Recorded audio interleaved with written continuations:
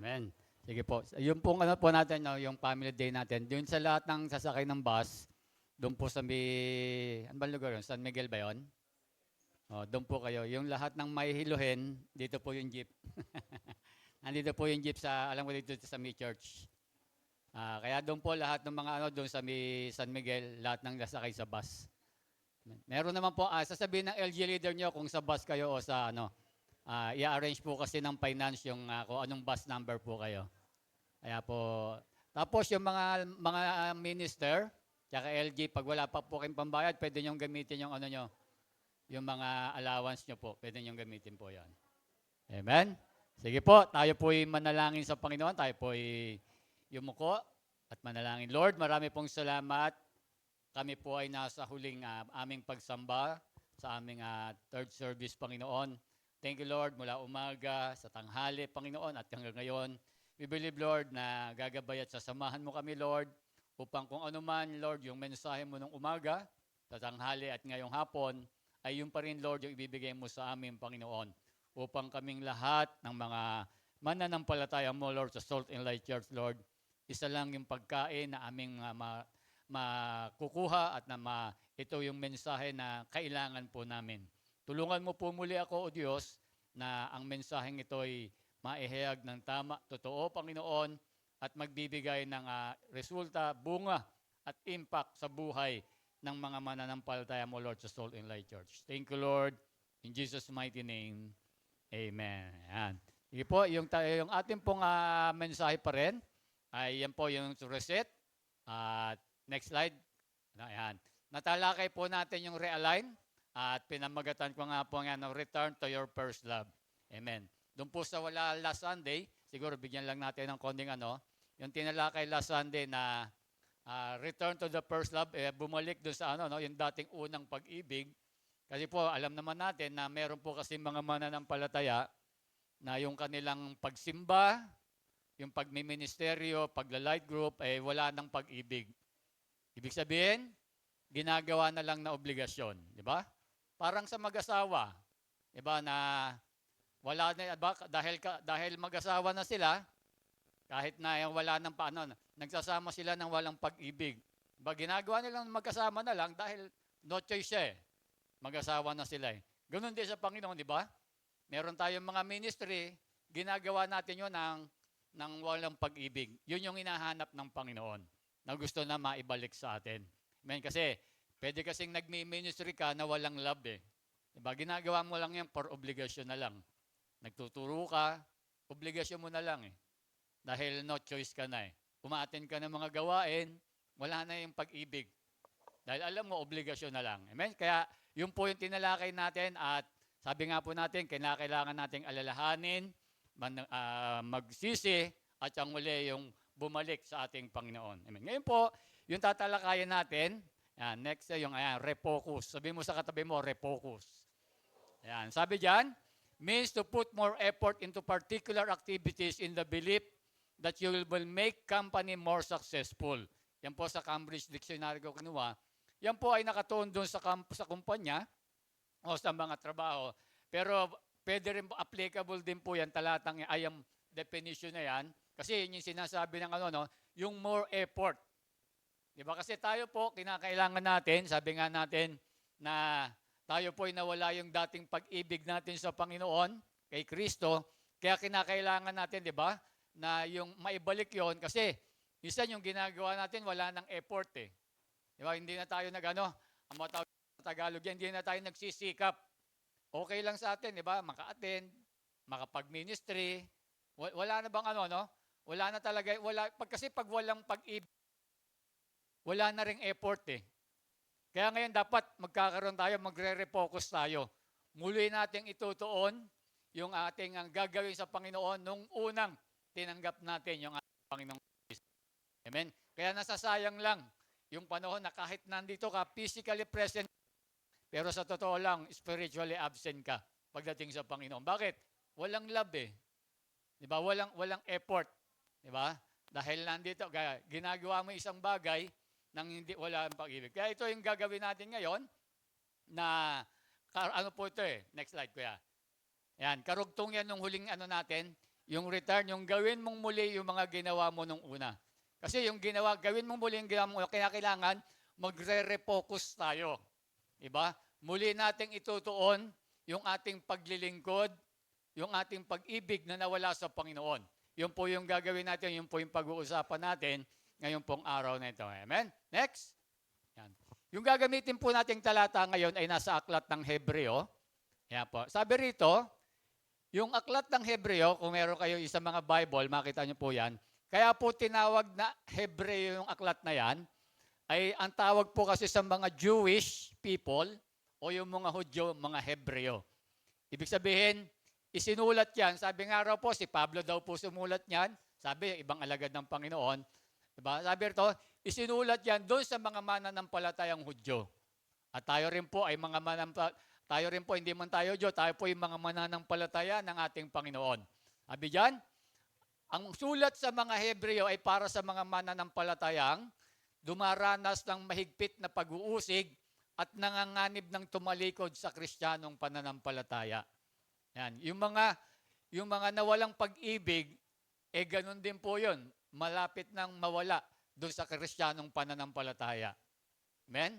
Para bang ano lang yan, parang buhay na patay. Diba yung parang zombies, lumalakad pero sa totoo lang patay na yung kanyang pananampalataya. Diba? Isinulat dyan doon sa mga ganun daw mananampalataya. Kasi gusto ni Pablo o kung sino sumulat ng Hebreo na maibalik yung dating yung pagmamahal na pag-ibig sa paglilingkod sa Panginoon. Pinapalakas ng sumulat yung kanilang loob upang magpakatatag sa pananampalataya. Upang maisagawa ito, ipinakita niya na si Jesucristo ang tunay at panghuling pahayag ng ating Panginoon. Amen? Kaya makikita natin po dyan na ipinakikita rito na si Christ po yung huling pahayag ng ating Panginoon. Kaya nakatuon to sa atin ngayon, kaya may kaugnayan po yun ng yung pag-refocus natin, yung pagtuon po muli natin, na ibalik natin yung masikasig na paglilingkod sa Panginoon. Kasi ang paglilingkod ng Panginoon, kinakailangan po meron pong effort yan eh. Meron pong pagsisikap yan eh. Hindi lang yung basta pumupunta tayo rito, yung talagang nagpe-prepare ka. Tignan, makikita niyo po sa yan kung talagang may church. Nagpe-prepare ka, maliligo, tapos talagang handa.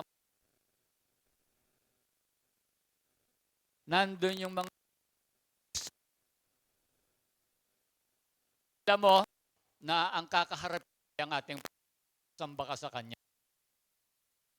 Punta ka lang, di ba, parang wala sa loob, di ba? Na yun yung gagawin natin, kailangan mag-refocus tayo, mawala po yun eh.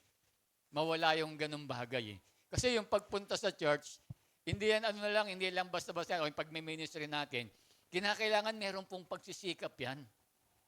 Ba meron na kasi nakikita ng Panginoon na kung talagang mahal mo ba, binabalyo mo ba yung ginagawa mo sa Panginoon? Kasi pag binabalyo mo yan, pag pinapahalagahan mo yung isang bagay, nagpapakita ka ng pagtitiis, ng pagsasakripisyo. Di ba? Pagdating po sa paglilingkod sa ating Panginoon. Amen? Kaya yun po yung tatalakayin natin. Basahin po natin yung ating talata. Dito muna tayo sa 12:1. Sabi dyan, kaya nga dahil napapaligiran tayo ng napakaraming saksi, tanggalin natin ang anumang balakid at kasalanang kumakapit sa atin. Buong tiyaga tayong tumakbo sa takbuhing nasa ating harapan. Yung pinakatalata natin, dalawa yan, 12:1 and 2, bigyan lang muna natin, ang focus tayo doon sa 2 kasi. Dito sa 12:1, sabi dyan, kaya nga dahil napakaraming, yung binabanggit po diyang napakaraming saksi, pag binalikan nyo po yung Hebreo 12:1, binabanggit po diyan yung mga sinabing napakaraming saksi, binabanggit po diyan yung mga Hall of Famer pagdating po sa pananampalataya. Pag sinabing Hall of Famer, o kaya, sino ba yung mga mahilig sa basketball dito? Yung GOAT, di ba? Greatest of all time pagdating sa pananampalataya. Sino yan? Balikan nyo sa Hebreo 11, tignan nyo, sila Noah, sila Abel, sila Abraham, sila Isaac, sila Jacob, binanggit isa din, sila Moises, sila David, tapos binanggit pa yung mga hukom, sila Hepte, sila Gideon. Sabi niya nga, ipagpapatuloy ko pa ba? Sabi nung nagsasalita, sa dami niyan. Sabi yung mga taong yan, kaya po inilagay yan, para maging yung kanilang pananampalataya, yung pagtitiis, yung pagmamahal nila sa pagsaserve sa Panginoon, ipinakita ng mga taong yan. Kaya yan yung magiging natin, magiging batayan natin, pamantayan natin, kung paano tayo magre-refocus, kung paano yung paglilingkod natin sa Panginoon ay magdire-diretso po, maging tama. Di ba? Kaya nga dahil napapaligiran tayo, pinakita ng talata na yan. Kaya sabi diyan, sa pangalawa, yung nakayelo, tanggalin natin ang anumang balakid at kasalanan kumakapit sa atin. Si Pablo kasi, inihintulod niya yung paglilingkod natin tungkol sa sa pagtakbo. Yung pagtakbo na hindi mabilisan, ano ba tawag doon? Marathon ba tawag doon, Glenn? No? Marathon tawag, no? Yung takbo. Doon niya inihintulod natin. Hindi ito pabilisan. Diba? Ako po, ngayon, yun po yung nagiging hobby ko ngayon. Alam po ng mga GC namin doon sa Salt and Light Champion ba yun? Alam po nila na nahihilig ako ngayon sa na minsan po kasi nung pumunta ako sa sa Luneta, nakalimutan kong isuot yung hiding ko kay AJ na pantakbo. Kasi iba kasi pag tumatakbo ka, pag yung mga damit na pangkaraniwan lang, nakakairita pala. Tsaka parang ang bigat niya. Kaya nung tumatakbo ako, parang gusto ko nang huminto, naiirita ako. Kasi naiwan ko, kaya lang, pero tinuloy ko na rin eh. Kaya nakita sabi ni Paul, tanggalin daw natin yung mga yun. At minsan pa, nung tumatakbo rin ako, hindi ako sanay na umiinom eh. Pag tumatakbo, nagdala ako minsan ng tubig. Tumatakbo ko, dala-dala ko eh. Parang medyo mabigat. Nakakailang. Kaya dito sabi ni Pablo, tanggalin daw natin. Ano ba yung mayon? Minsan kasi doon sa paglilingkod natin sa Panginoon, kaya hindi tayo makadire-diretso, yung mga kasalanan daw na kumakapit sa atin. Tanggalin daw natin yun para tayo. Amen? Tapos sabi diyan, pagdating sa baba, buong tiyaga tayong tumakbo sa takbuhing na sa ating harapan. Ano po yung ibig sabihin niyan? Ibig sabihin po niyan, ang ibig sabihin niyan, ang kailangan ay pagtitiis upang matapos natin yung nasimula natin kay Jesucristo. Nung tinanggap natin si Kristo, nagsimula ka ng tumatakbo. Tandaan nyo, kailan nyo ba tinanggap si Kristo? Natatandaan nyo? Simula nun, tumatakbo ka na. Ang sabi diyan, buong tiyaga. Pag sinabing buong tiyaga, magtitiis po tayo. Yung takbuhin inilagay sa ating harapan, kailangan ng pagtitiis upang takbuhin ng karerang iyon. Ang salitang pagtitiis salin sa sinuunang salitang Grego na hupomone, na hindi nangangahulugan ang pagtatyaga basta lamang tinatanggap ng mga bagay. Ibig sabihin, yung pagtatyaga, kinakailangan to na o-overcome mo ito. Nangangahulugan yung pagtatyaga to, dapat tinatanggap ito, nasusupil mo ito, hindi ka lang basta't magtatyaga. Ano po ibig sabihin? Kasi minsan sa paglilingkod, tandaan natin yung sinasabi kong paglilingkod, karera, yung paglilingkod natin sa kasi dito, ginawa niya ng yung paghahalin tulad para lalo nating maunawaan. Diba? Kaya sabi ko niya, yung tumatakbo, hindi yan mabilis. Mabaga, lang yan, tama lang yung takbo niyan. Diba? Sabi rito, pag sinabi nating yung pagiging matyaga, pagtitiis, sabi rito, isa itong matatag na paninindigan na hindi tayo nagmamadali, hindi rin tayo nagpapabagal. Kasi minsan, yung iba, diba, minsan masyadong nagmamadali. Sino po yung mga bago lang mananampalataya? Naka-isang taon pa lang, o wala pang isang taon, taas nga po yung kamay. Ayaw nyo, wala pa, puro matatagal na to, Di ba? Kasi minsan doon sa bago, minsan pag binakita sila yung kapwa kabataan, kapwa nanay, tatay, gusto nila gawin din kagad nila yun. Lahat ng ministry, pinapasukan, gusto rin kumanta rito, gusto rin tumugtog. Ang dami mo na ang nangyayari minsan, nachochok, Ronel. Ni Halidogi, nachochok. Di ba? Napapagod sa sobra, kaya minsan sobrang nagmamadali. Yung iba naman, sobrang bagal naman. Di ba? Sa sobrang bagal naman, di ba? Yung a-attend ngayon, sa susunod, hindi. Maghihintay ulit ng nasa kondisyon, di ba? Ganon. Sobrang bagal naman. Meron naman siyang panamakialang, sobrang bagal naman. Di ba? Minsan sa sobrang bagal mo, baka mamaya dumating ng Panginoon, hindi ka pa nakakarating. Di ba? Baka kasi yung takbo niya, baka sa sobrang bagal mo, dumating na yung Panginoon o kaya kunin ka na ng Panginoon. Sa sobrang bagal mo dahil sa ginagawa mong paglilingkod sa Panginoon, di ba? Kulang na kulang pa yung ginagawa, hindi rin tayo matuloy. Hindi natin matapos yung tandaan natin, meron tayong tinatapos. Kaya nga po yung paglilingkod natin sa Panginoon, wala pong retirement to. Di ba? Yung mga may edad na natin, ayokong tawaging matatanda. Di ba? Yung mga may edad natin, kailan kayo nagsimulang naglingkod? Di ba? Misa siguro makasabihin natin, Pastor, pwede bang nakaka-60 na akong paglilingkod, pwede bang magpahinga? Hindi po. Tumatakbo ka pa rin hanggang ngayon. Hanggat buhay na buhay ka, tatakbo ka pa rin sa paglilingkod sa Panginoon. Wala pong pahinga to. Kasi pag nagpahinga ka, tumatakbo ka nga, hindi ka makakarating. Manghihina ka sa pananampalataya, mawawalan ka ng pagkaing spiritual. Di ba? Hindi ka makakatapos. Maaabutan ka ng mga kabataan, ng marami rito, maaabutan ka pa. Amen. Kaya biglang dumating ang Panginoon, maiiwan pa tayo. Amen. Kaya dito makita natin, sabi natin ito, buong tiyaga. Kaya nga sabi nga po rito, ang patuloy at nagpapatuloy, tumatangging mali sa tamang direksyon. Baka kasi tandaan natin, isang direksyon lang yung tinatahak natin. Dapat huwag kang liliko, huwag kang ba? Sa mga tumatakbo, ganun din niya, alam niya kung saan yung finish line. Di ba?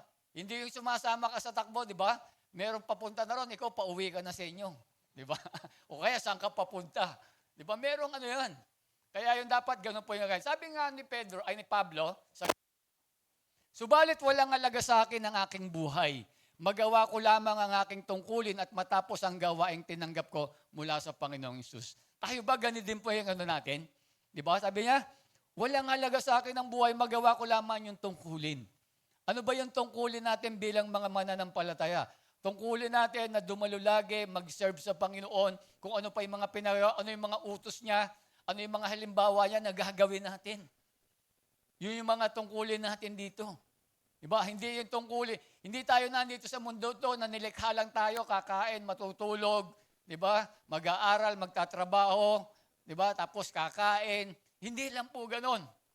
Diba? Kaya si Pablo sabi niya, subalit walang halaga sa akin ang buhay, maggawa ko lamang yung tungkol at matapos ang gawaing tinanggap ko mula sa Panginoon. Nakita niyo yung word na matapos. Kaya tayo, hindi diretso po tayo. Meron po tayong tatapusin. Meron tayong tatapusin. Kaya kung tayo ay sobrang bagal, di ba? Pag sinabi kong sobrang bagal, yung pagsaserve mo sa Panginoon, di ba? Paunlot-udlot, di ba? Kung gusto mo, kung ayaw mo, yung ganun yung sobrang bagal, baka hindi natin matapos yan. Baka dumating na yung Panginoon, ganyan pa rin yung ginagawa po natin. Di ba? Sayang naman yung sinimulan natin, di ba? Sayang naman yung tinakbo natin. Diba, hindi man lang tayo nakarating doon sa patutunguhan natin. Amen? Kaya po yung ano natin. Kaya dito, sabi nga po rito, kaya ngayon po, tatalakayin natin rito, amen, ito pong mga talatang ito, binanggit natin kanina sa Hebreo 12:1, sabi nito, paano natin mararefocus yung ating nalis na direksyon sa ating paglilingkod sa Panginoon? Amen? Kasi, mika natin, di ba, tayo nga po lahat, gusto natin maituon ulit yung paglilingkod natin sa Panginoon. Marami sa atin, hindi ko man kayo kilala, marami sa atin talagang nawala na yung unang pag-ibig kay Kristo. At para maibalik yung kinakailangan, magkaroon tayo ng refocus sa paglilingkod sa Panginoon. Amen? Tingnan po, paano na ang gagawin natin? Number one, basahin po natin yung ating talata. Amen. Ang sabi sa Hebreo 12:2, pagmasdan natin si Jesus na siyang nagtatag at nagpasakdal ng ating pananampalataya. Sa ibang version niyan, ituon natin, di ba, ang ating Panginoon kay Kristo. Na dahil sa kagalakang iniligay sa kanyang harapan, ay tiniis niya ang krus, hindi inalintana ang kayayaan, at siya'y umupo sa kanan ng trono ng ating Panginoon. Amen. Kaya dito, yung po yung ano natin, yung po yung tatalakayin natin ngayon. Dahil ito yung ano po, no? Ito yung magbibigay sa atin paano tayo makakabalik muli o paano natin magkakaroon, itutuon muli natin yung maayos na paglilingkod natin sa Panginoon. Ito, narito po sa talatong ito. Diba? Ang pinakaano nga dyan, yung una, pagmasdan natin o fix our eyes to Jesus. Kaya yung pamagat natin, next slide. Ayan. Fix your eyes on Jesus. Diba? ituon natin yung ating mga mata kay Kristo, yung ating paningin. Amen. Hindi po literal yan, ha? Hindi po literal yan na merong merong santo, merong mga na ititingin ka lagi ron. Hindi po gano'n yon. Hindi po literal yan. Ibig sabihin po niyan, pag sinabi natin, next slide kuya, what do we mean to fix your eyes on Jesus? Ang ibig sabihin po niyan, ituon natin yung ating pansin at pananampalataya sa Kanya ng may buong katapatan. Diba? Yun yung ibig sabihin na ituon natin yung ating paningin kay Kristo. Sabi nga po rito, ituon natin yung ating pansin at pananampalataya ng may buong katapatan. Ito ay tungkol sa pagbibigay ng pangunahing lugar kay Jesus sa ating buhay. Meron bang lugar si Yesu Kristo sa buhay nyo? Meron bang lugar si Kristo sa buhay nyo? Yun daw yung ibig sabihin na ituon natin. Kasi di ba, yung iba wala nang lugar si Kristo sa buhay. Parang si Kristo kailangan mo lang pag meron akong problema. Di ba? Pag wala akong problema, hindi ko kailangan yan. Bakit? Maayos ang buhay ko, hindi ko kailangan yan. Di ba? Kaya dapat, maayos man o hindi, dapat merong puwang si Kristo sa buhay natin. Yun yung ibig sabihin na ituon natin doon, yung ating buhay. Amen? Kay Kristo sabi niya, pagtalikod sa mga sagabal at pag-asa sa Kanya, lalo na sa panahon ng kahirapan.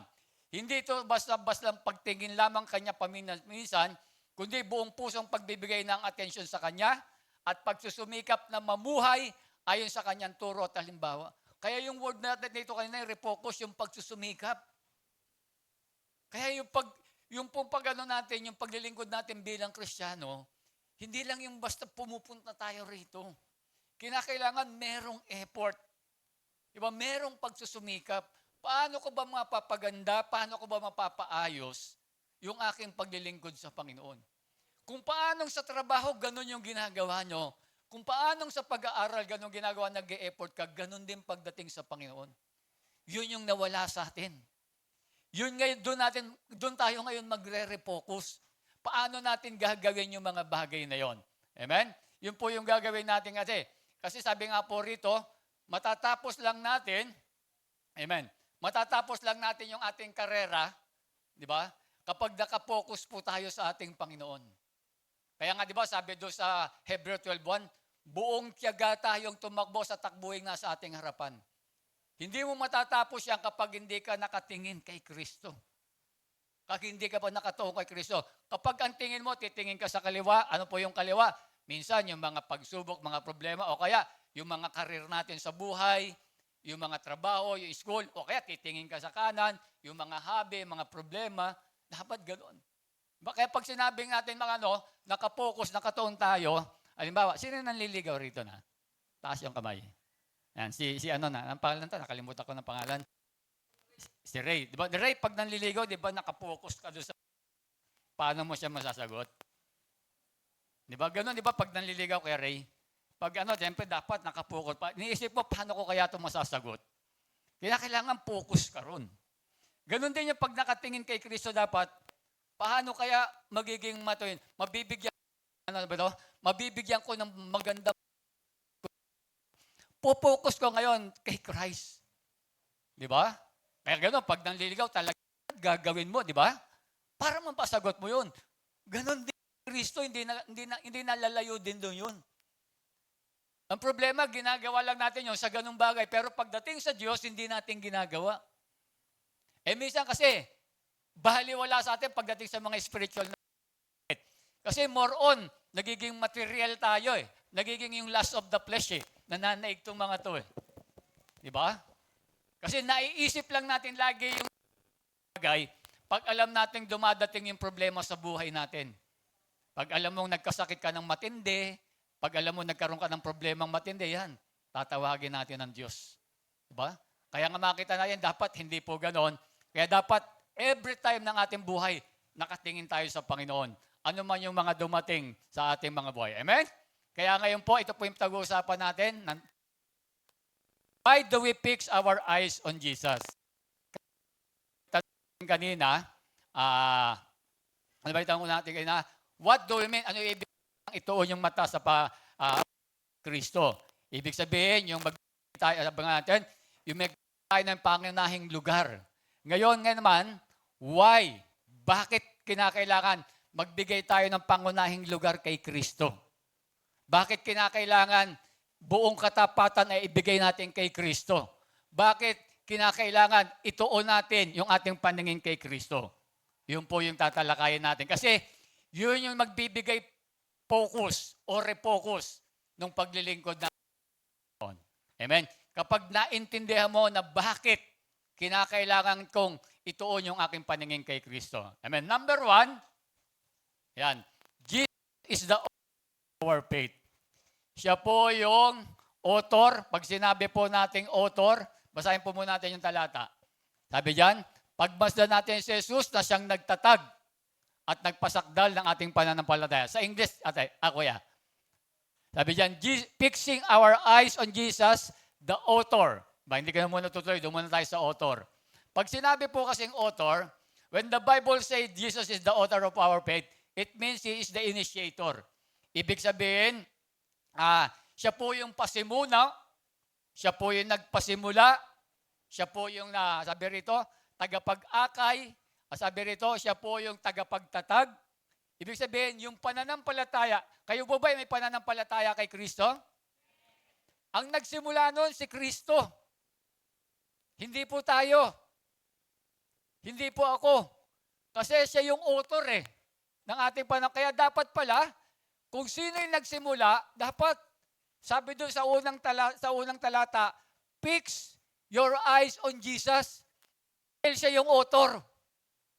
Ituon natin. Kaya pag hindi mong itinuon doon, itunuon mo lang yung buhay mo sa pagtatrabaho mo, sa pag-aaral mo, sa pamilya mo, o kanino pa man, makikita mo magiging ligwak yung buhay. Bakit? Yun yung author ng pananampalataya mo, kaya kami, kapag inalis mo doon sa pioneer, yung ating tingin, makita natin, yung ating pananampalataya masisira. Kaya pala yung paglilingkod natin sa Panginoon, hindi tayo nag-e-effort. Hindi tayo nagsisikap. Bakit? Hindi tayo Sa totoo lang kasi, di ba, sa buhay natin talaga, ang tindi ng laban, ang laban kasi natin, di ba, ang laban natin, kaya pag tinanong mo, di ba, ito yung priority natin, laging itinatanong natin, trabaho, pera, pamilya. Yun lagi Yun talaga yung realidad Kaya lang, hindi naman, di ba? Hindi naman mali yun Di ba? Ang problema lang doon ka lang nakatuon. Si Kristo, sideline lang sa'yo. Pagkailangan lang. Kaya dito makita natin, sabi, siya yung nagsimula Kaya ka nagkaroon dahil kay Kristo. Sabi nga po rito, si Jesus yung unang kumilos upang tayo ay magkaroon ng pananampalataya. Hindi natin ito naabot sa sarili nating lakas o kagustuhan. Hindi lang basta dumating sa atin yan. Nung tinanggap natin si Kristo, nagkaroon tayo ng pananampalataya. Siya yung gumawa ng daan at nagbukas ng puso at nagbigay ng pagkakataon para tayo ay manampalataya. Basahin natin yung mga talata. Ang sabi po ng Pilipos 2:8-9, nagpakumbaba siya at naging masunurin hanggang kamatayan, maging ito man ay kamatayan sa krus. Dahil dito, siya'y lubusang itinaas ng Diyos at binigyan ng pangalang higit sa lahat ng pangalan. Makita natin, si Christ lang yung binigyan ng pangalan na higit sa lahat ng pangalan. Kasi bakit? Siya kasi yung author ng ating pananampalataya Sa Kanya manggagaling yung ating kaligtasan. Kaya tayo mapupunta sa langit dahil kay Kristo. Yun yung po yung pinakamababaw na ibig sabihin nun. Siya kasi yung nagsimula niyan. Siya yung binigyan ng pangalan ng Diyos para maligtas po tayo. Ang sabi pa ng Acts, next, kuya. Sa Kanya lamang matatagpuan ng kaligtasan sapagkat walang ibang pangalan sa buong daigdig na ibinigay ng Diyos sa mga tao upang tayo ay maligtas. Nakita natin, walang ibang pangalan maliban kay Kristo. Kaya nga po siya yung author. Kaya dapat doon sa author. Sa Kanya manggagaling yung pananampalataya. Sa Kanya manggagaling yung ating kaligtasan. Kaya kapag lumihis ka ng tingin, lumihis ka ng direksyon, ligwak. Di ba? Nawawala yung magandang paglilingkod natin sa ating Panginoon. Tignan nyo po yan sa buhay nyo. Kayo lang subukan mo. Yung katulad yung ginagawa natin dito sa church, may ministry ka, nagbabasa, nanalangin, umaatin. Subukan mo na magtungka lang doon halimbawa, sa pag-aaral, sa negosyo, sa karir mo, sa hobby mo. Subukan mo yan. Makikita mo yung pagkakaiba niyan. Diba? Makikita mo na unti-unti kang hinihila niyang papalayo kay Kristo. Diba? Hindi mo napapansin, kaya nga makikita mo, umaattend ka pa, nagmi-ministry ka pa rin, nagla-light group ka pa rin, pero wala nang pag-ibig. Ginagawa mo na lang yung bagay na yon dahil obligasyon mo na lang. Alam mo kasi, di ba? Pero sa totoo lang, wala nang love yun. Kaya dito dapat nakatuon dati yung paningin natin kay Kristo. Amen? Ano pa? Sabi pa ng talata, sabi kay Timothy, pinasagana sa akin ang kagandahan loob ng ating Panginoon, ay pinagkaloob niya sa akin ang pananampalataya. Sabi ni Pablo, ipinagkaloob niya sa akin yung pananampalataya at pag-ibig na natatagpuan kanino sa ating pag-isa kay Kristo. Nakita natin yung pananampalataya kay Kristo mo lang nakita sa pakikipag-isa natin. Kaya tayo po, tinatanggap natin si Kristo bilang Panginoon. Romans 10:9-10. Nakikipag-isa tayo sa Kanya para magkaroon tayo ng pananampalataya. Si Pablo na mismo, sabi niya, ipinakaloob niya sa akin ang pananampalataya at pag-ibig na natatagpuan kanino? Sa pakikipag-isa kay Kristo. Diba? Yung pananampalataya natin, nandun lang kay Kristo yan. Amen? Kaya next. Kaya ang nagiging resulta, ito po yung John 3:16. Sapagkat gayon na lamang ang pag-ibig ng Diyos sa sangkatauhan, kaya't ibinigay niya yung kanyang kaisa-isang anak, si Kristo, upang ang sino mang sumampalataya sa Kanya ay hindi mapahamak, kundi magkaroon ng buhay na walang hanggan. Kaya nakita natin, kapag nakatuon ka natin yung paningin natin doon sa author ng ating pananampalataya, magkakaroon tayo ng buhay na walang hanggan. Pero kinakailangan matatapos natin yung tandaan natin, di ba? Kaya yung ginagawa natin dito, tatapusin natin ito.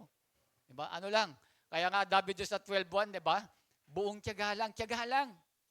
Diba? Kahit na ano yung dumating, tiyaga lang po tayo.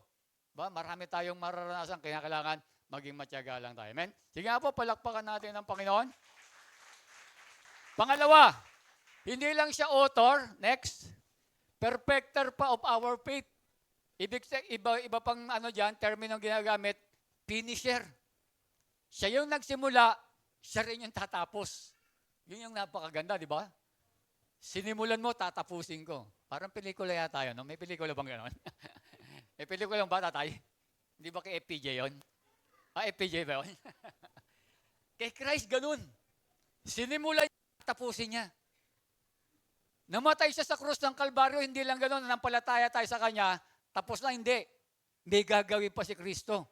Hanggang malubos yung ating pananampalataya, hanggang makarating tayo sa langit. Tatapusin niya yun, yun ang kaya, dapat talaga nakatingin tayo ron. Paano natin matatapos kapag hindi tayo nakatingin kay Kristo? Kung saan-saan tayo tumitingin. Di ba, sabi nga, alam ko sa Bible din yun, di ba? Yung mga nag-aararo raw, Brother Mario, para natalakay natin, Brother Mario, no? Yung mga nag-aararo raw, hindi pwede raw yan na lingon ng lingon. Sino ba yung magsasaka rito? Dapat daw yung nag-aaral, dapat lingon, dapat nakatingin lang doon sa unahan, di ba? Kasi baka, ano yung sabi mo, Tay Maro, nakalimutan ko yung sabi mo? Pag hindi ka paglingon ng lingon, pag nag-aararo, baka mamaya papunta na yung kalabaw sa di ba? Sa bangin. Kaya nakita natin, kaya nga tayo, yung pagtingin, dapat kay Kristo lang tayo nakatingin.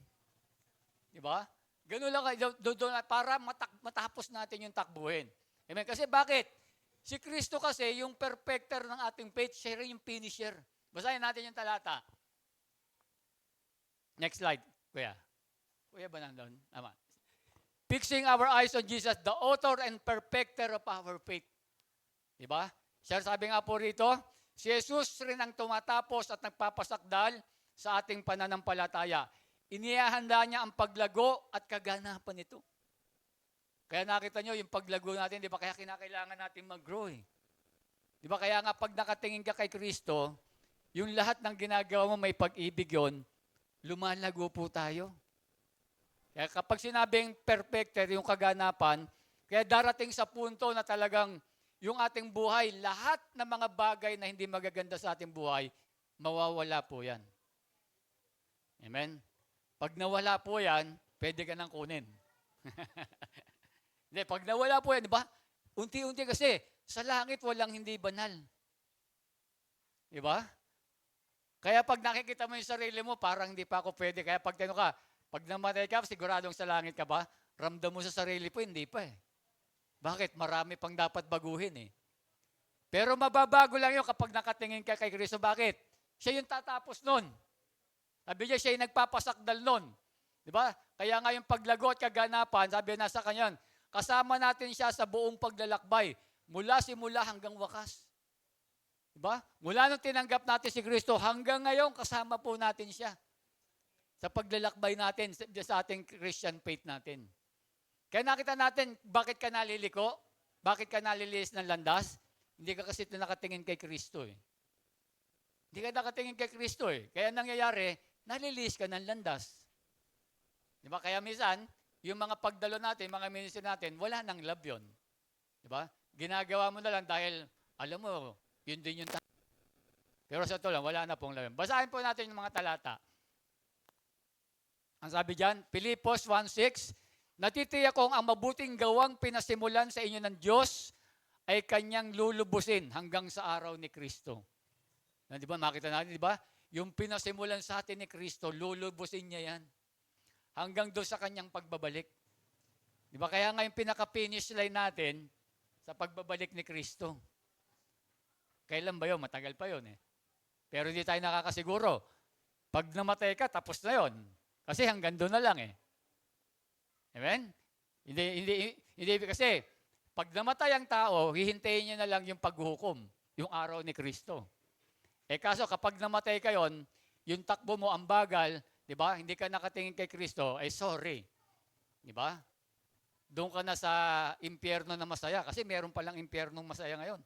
Napapanood ko sa Reels, di ba? Masaya pala sa impyerno. Napanood niyo yon? AI lang po yun, huwag kayong maniniwala ron.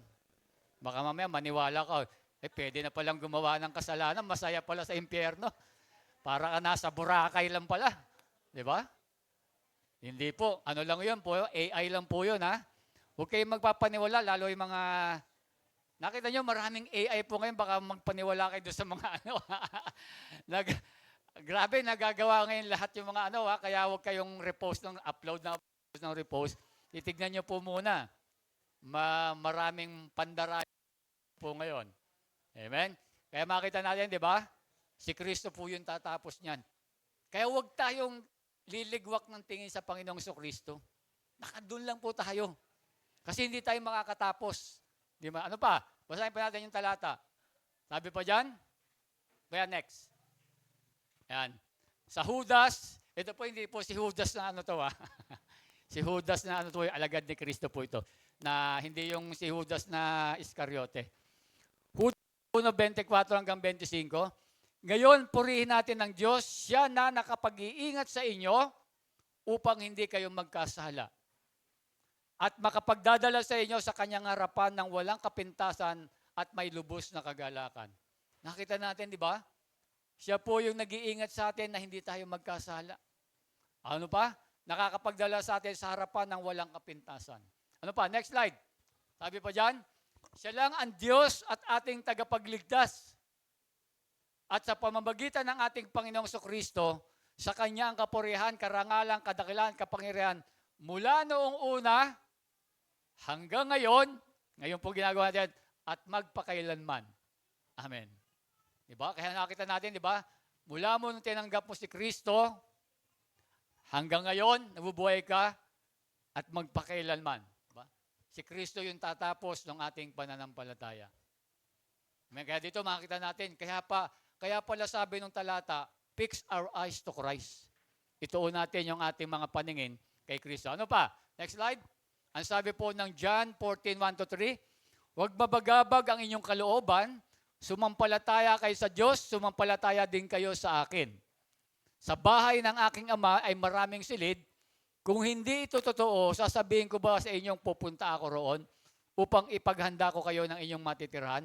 At kapag naipaghanda ko na kayo ng matitirhan, ako'y babalik at isasama ko kayo upang kayo'y makapiling ko kung saan man ako naroon. Nakita natin si Christ, babalik po yan. Kaya nga meron siya muling pagbabalik. Diba? Kasi tatapusin niya eh. Hindi niya tayo pababayaan na nandito.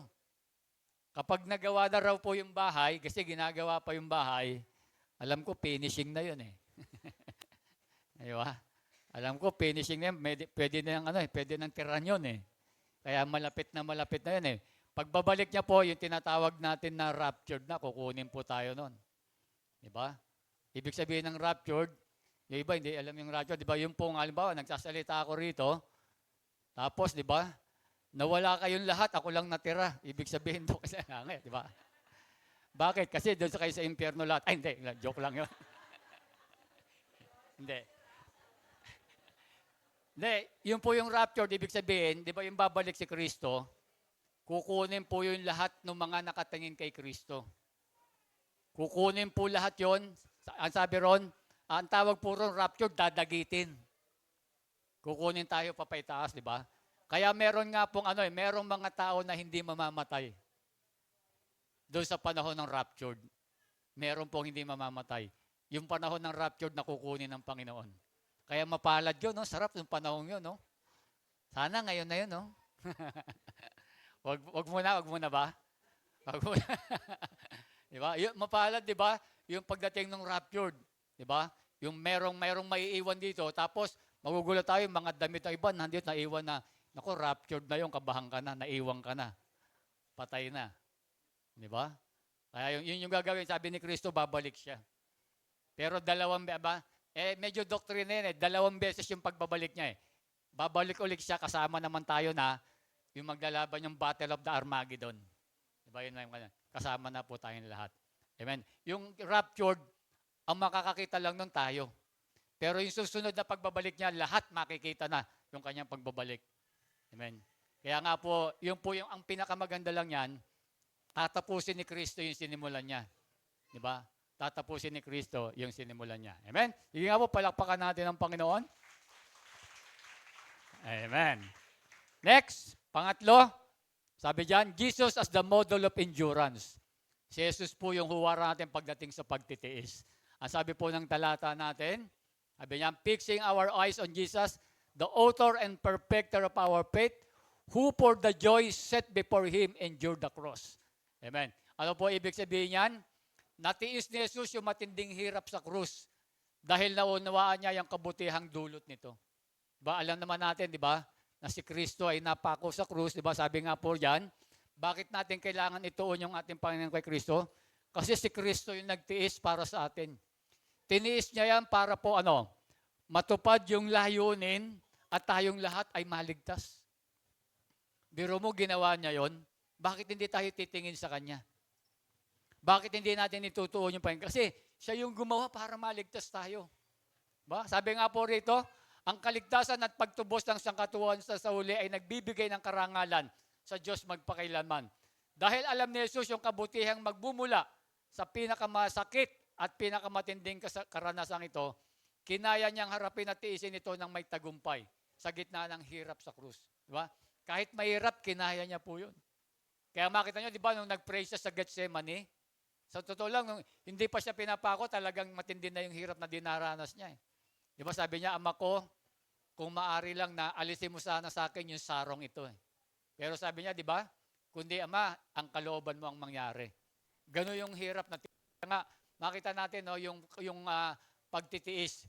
Pero yung pagtitiis na to na ginawa ni Kristo, ay lang to, sabi nga po nito, ito yung magbibigay sa atin, nagbigay kay Jesus na magagandang halimbawa na tayo rin daw po. Kapag dumaranas tayo ng iba't ibang klaseng pagsubok sa buhay, matuto rin tayong magtiis. Kung nagawa ni Kristo yon, bakit hindi natin gagawin? Kaya nga pag nakatingin tayo kay Kristo, kahit anong tinding problema, tandaan nyo po yan, ma-overcome po natin yan. Amen? Next. Ayan. Kaya sabi yan, di ba? Pinanatili ni Jesus yung kanyang katahimikan. Di ba? Nung nakapako siya sa krus, hindi siya nagsabi na, di ba? Hindi siya umangal, Ama, ba? Habang hindi siya umangal na ayoko na, di ba? Hindi. Nanatili siyang tahimik. Ano pa? Hindi siya lumayo sa kanyang layunin. Alam niya yung layunin niya. Na kailangan mapako siya sa krus, kailangan magbubo ng dugo para maligtas tayong lahat. Malinis yung kasalanan natin. Di ba? Ano pa? Nagpatuloy siya sa kanyang landas. Ano pa? Hindi nawala yung kanyang kagalakan. Nandun pa rin yung kagalakan niya kahit na alam niyang napakahirap. Bakit? Alam niya yung magiging bunga nun eh. Kaligtasan ng sangkatauhan. Kahit napakahirap, di ba? Sa buhay natin, kahit alam mo, di ba? Kahit na alam, tignan natin, di ba? Tayo mga magulang, yung mga magulang na, di ba? Yung magulang po, yung parents, hindi yung magugulang, ha? Di ba? Tayo mga magulang, di ba nakita nyo? Kahit tayo yung di ba? Naghihirap tayo, pero masaya tayo. Bakit? Alam mo, kasi para sa kinabukasan ng anak mo eh. Merong magandang bunga yun eh. Kay Kristo, ganun din yun. Hindi nawala yung kagalakan niya. Kahit alam niyang mahirap, alam niya yung magiging bunga nun eh. Ganun po yun. Kaya, ano yung dahilan? Bakit hindi tayo titingin kay Kristo? Bakit hindi natin siya bibigyan ng puwang sa buhay natin? Nagginawa niya yung mga bagay niya. Ano pa? At higit sa lahat, yung kanyang pag-ibig na natili. Di ba? Kahit tayo nakakagawa ng kasalanan, mahal na mahal niya pa rin tayo. Sumampalataya ka lang sa kanya, patatawarin ka niya.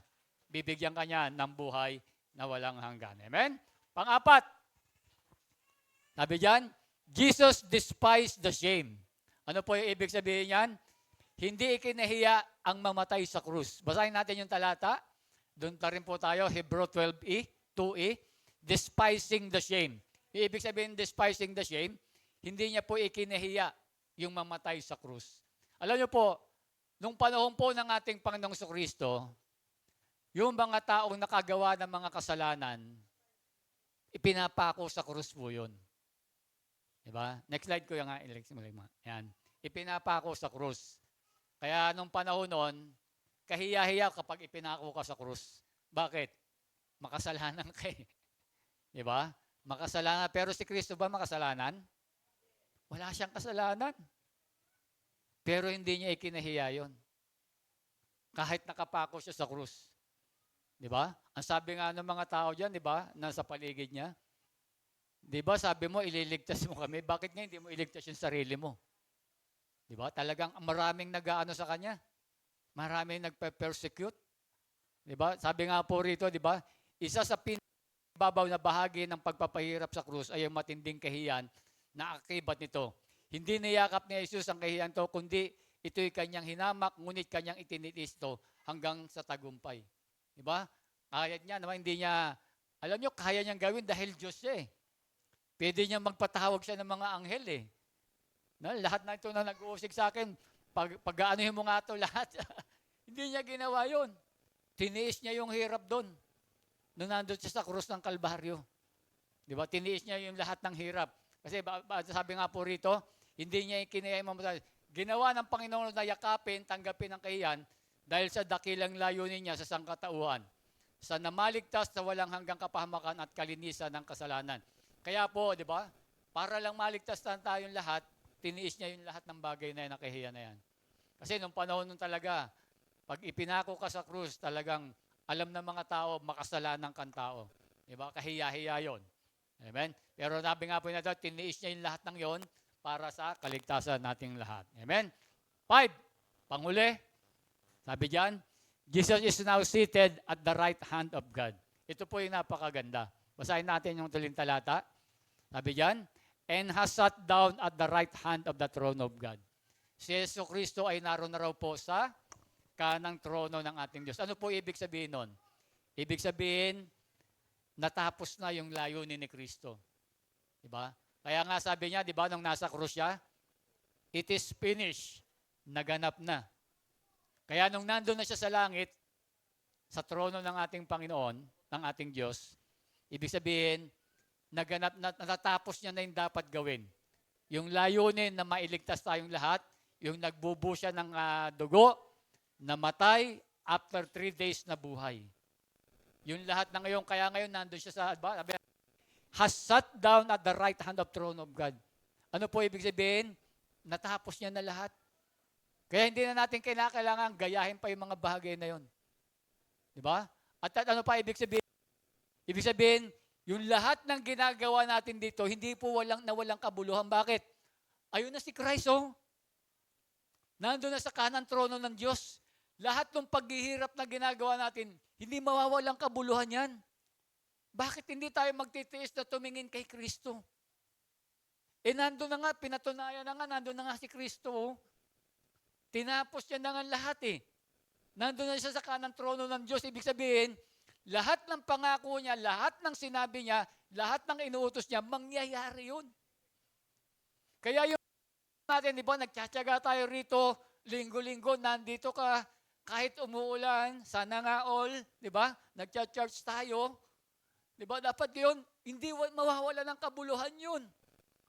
Yung nananalangin ka ng madaling araw, nagbabasa ka ng Bible, kahit pagod ka na, nagme-ministry ka, kahit may trabaho ka, may school ka, iba, meron ka ginagawa, wala ka namang sahod, mag-uubos ka pa ng oras rito, magme-meeting, buti na lang may merienda. Di ba? Diba? Pero mo yung lahat ng yun, kung iisipin mo, sayang naman yung oras, hindi sayang. Hindi nasasayang, tandaan nyo, nakalista yun sa aklat ng buhay yung ginagawa natin. Kaya yun yung babasahin ng Panginoon, di ba? Tatawagin, di ba? Joan Sabala. O, di ba? Ganon. Babasahin, nakita rito, oh. Ito yung mga ginawa ni Joan, oh. Ang dami niyang ginawa, oh. Di ba? Makikita yun kung yung mga ginagawa natin. Kaya makita natin, di ba? Huwag tayong magtiis at magtiyaga lang tayo sa paglilingkod sa mga. Kasi alam ko na hindi po napakadali. Napakahirap. Di ba? Yung laban natin sa mundong ito. Dahil dito, biro mo, tayo, ayaw nating mandaya. Ayaw nating magbisyo. Ayaw nating manloko. Di ba? Gusto natin nasa legal lahat. Gusto natin nasa ayos lahat. Gusto natin mabuti lahat. Pero yung mga kapitbahay natin, yung mga kakilala natin, ginagawa yon. Napakahirap naman. Tiisin po natin yung lahat ng yun. Di ba? Tiisin po natin lahat yon dahil mayroong magiging bunga ang lahat na yon. Amen? Basahin po natin yung talata. Ang sabi nga po ni Pablo, next slide ko ya. Yan. Hindi ako tumatakbo ng walang patutunguhan at hindi ako sumusuntok sa hangin. Di ba? Si Pablo na naman po, di ba? Ibig sabihin yung pagtakbo niya, merong bunga yun. Yung sumusuntok ka, di ba? Hindi lang siya, pag sinabi sumusuntok sa hangin, wala kang tinatamaan, baliwala lang. Ibig sabihin, kada suntok niya, pag sumusuntok siya, meron talagang tatamaan yun. Ibig sabihin, yung ginagawa niya, merong kabuluhan lahat yun. Hindi yung masasayang. Di ba? Ano pa? Ang sabi ng Corinto rin, 1 Corinthians 15:58, kaya nga minamahal kong kapatid, magpakatatag kayo at huwag matinag, maging masipag kayo palagi sa paglilingkod sa Panginoon, dahil alam niyong hindi masasayang ang inyong pagpapagal para sa Kanya. Grabe, itong talatan to, paulit-ulit na to eh. Pero minsan parang nakakalimutan lagi natin. Di ba? Hindi tayo makapagsakripisyo pagdating sa paglilingkod sa Panginoon. Di ba? Sabi hindi masasayang ang inyong pagpapagal para sa Kanya. Kaya yung lahat ng, di ba? Kaya nga yung lahat ng, diba, sabi nga po yung talata kanina, buong tiyaga tayong tumakbo sa ating harapan. Ngayon, di ba, ito yung harapan, yung kinalalagyan po natin ngayon. Maging matyaga, magtiis lang po tayo. Huwag kang sobrang bigles, huwag ka namang sobrang bagal. Tama lang. Di ba? Tama lang gawin natin yung mga karapat-dapat. Sa ating huling talata, bigyan natin pansin yung pong nung si Pedro po, ay yung pong sa ating Panginoon Kristo ay lumakad sa tubig. Diba? Natatandaan niyo po ba yung istorya na yan? Basahin po natin. Matthew 14:25-30. Nang madaling araw na ay sumunod sa kanila si Jesus na naglalakad sa ibabaw ng tubig. Kinalabutan sa takot ang mga alagad nang makita nilang may lumalakad sa ibabaw ng tubig. Multo! Sigaw nila. Ngunit nagsalakad si Jesus at sinabi sa kanila, huwag kayong matakot, ako ito. Amen. Next. Sinabi ni Pedro, Panginoon, kung talagang ikaw nga iyan, papuntahin mo ako dyan sa kinaroroonan mo sa ibabaw ng tubig. Sumagot po si Kristo, sumagot siya, halika. Mula sa bangkay lumakad si Pedro sa ibabaw ng tubig, nagpapunta kayo. Nakita nyo, nakapaglakad siya sa tubig, si Pedro, nung sinabi ni Kristo. Bakit? Nanampalataya siya eh. Alam niya na si Kristo nga yun. Kaya nung lumakad siya, umano siya sa tubig, nakalakad din po siya. Pero next, ngunit nang mapin siya ng malakas na hangin, ayan, siya'y natakot. Biro mo, pinalakad ka na ni Kristo, nakalakad ka na nga, bakit natakot ka pa nung may dumaang hangin? Bakit ka na-distract? Di ba? Minsan ganun po tayo di ba? Nadidistract tayo doon sa mga iba't ibang bagay, pag-uusig, problema, pagsubok. Di ba? Nawawala yung pananampalataya natin sa Diyos. Hindi na tayo tumitingin kay Kristo. Di ba? Kaya ang nangyari, nagsimula siyang lumubog. Di ba? Kaya dapat, focus lang po tayo kay Kristo. Kahit anumang anumang pagsubok, anumang mga problema, yung mga kinakaharap natin, doon lang tayo tumingin. Di ba? Huwag tayong tumulad kay Pedro, nung meron lang nakaramdam ng malakas na hangin, abay natakot ka agad. Ba't ka matatakot? Nakalakad ka na nga nung sinabi ni Kristo Dapat dire-diretso lang siya. Ganon din po tayo. Kahit malakas na bagyo, ano-ano mga problema yan sa buhay natin, tingin lang kay Kristo. Ba? Huwag tayong bibitaw. Amen? Yung pag-ibig sa paglilingkod natin, huwag pong mawawala yung mga bagay na yan. Amen? Okay, tayo pong lahat ay tumayo. Amen? Salamat sa Panginoon. Sana po natutunan sa ating aralin ngayong araw na ito. Sana po ay ituon po natin. Pag sinabing ituon po, ibig sabihin, bibigyan natin ng Kristo. Bigyan po natin ng puwang sa buhay natin. Pare. Bakit? Diba? Dahil siya yung author and finisher ng ating pananampalataya. Na kahit na ano po yung ginagawa natin sa buhay, huwag nating iwawala ang ating Panginoong Jesucristo sa ating mga buhay. Amen? Kasi, di ba, dumadaton, nawawala na po, di ba, pag nagkakaroon tayo ng mga problema, nakakalimutan na natin. Sige po tayo, purihin kayo, Diyos, Lord, marami pong salamat. Ikaw yung napakabuting Diyos, na patuloy, nagsimula na aming pananampalataya, at alam po namin na kayo rin po, Lord, ngayon po, Lord, ay muli naming itutuon yung aming paningin kay Kristo. Lord, nung mga nakaraang araw man, linggo, buwan o taon, nalis kami ng tingin, Panginoon. Sa iba namin itinuon yung aming pagtingin, Lord, maaring sa aming pag-aaral, sa aming mga karir, sa aming mga negosyo, sa aming nagkakabalaan sa buhay. Lord, ngayon po, Panginoon, dito lang kami titingin, Panginoon, upang yung takbuhin namin, Lord, yung tungkulin namin, katulad ng sinabi ni Pablo, Panginoon, matapos po namin ito, Lord. Gaano man, Panginoon, yung mga tiising daranasan namin, magiging matyaga kami, O Diyos. Magiging matyaga kami, Lord, sa paglilingkod sa aming Panginoon. Kaya, Lord, kami po yung nagpapasalamat at binigyan mo kami po, Panginoon, ng panibagong mensahe, Lord, na lalong magpapatatag pa ng aming pananampalataya. Salamat. Mga na payapa yung bumuhay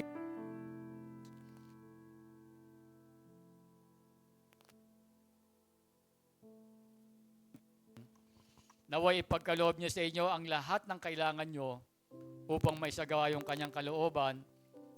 Mamagitan ni Jesucristo, tinang niya, papurihan nawa si Kristo.